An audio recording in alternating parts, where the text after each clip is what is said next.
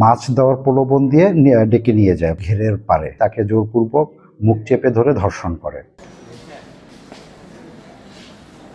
জানি এর ছাড়া না পায়, এরকম অন্য অন্য মেয়েদের করবে, আজকে এরই করছে, কালকে আরেকজন করতে পারবে, এই জন্য ছাড়া না পায়, এর সুস্থ বিচার আমরা চাই। গত রবিবার 16 আগস্ট দুপুর অনুমান 1 ঘটিকার দিকে আপনার এই যে সিগন্যাল টাওয়ার, যে ভিকটিম 13 বছর বয়সী, ভিকটিমের বাড়ির পাশের একটি পুকুর পাড়ে আসামি সুমন শিকদার তাকে মাছ দেওয়ার প্রলোভন দিয়ে ডেকে নিয়ে যায় এই ঘেরের পাড়ে নিয়ে যেয়ে তাকে জোরপূর্বক মুখ চেপে ধরে ধর্ষণ করে এবং তাকে এই কথা কাউকে না বলার হুমকি দেয়।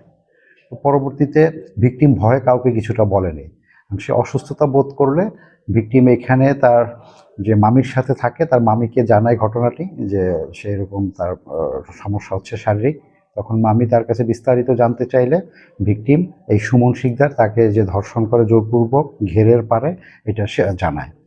বিষয়টা আমাদের কাছে ভিকটিমের পরিবার জানালে আমরা বিশেষ অভিযান পরিচালনা করে এই ধর্ষক সুমন শিকদার 35কে, যে সিগন্যাল টাওয়ারের বাসিন্দা, তাকে গ্রেফতার করেছি এবং আসামির বিরুদ্ধে বর্তমানে মামলা রুজু প্রক্রিয়াধীন আছে। মামলা রুজু শেষে আসামিকে আমরা বিজ্ঞ আদালতে সোপর্দ করব এবং ভিকটিমকে চিকিৎসার জন্য হাসপাতালে প্রেরণ করব।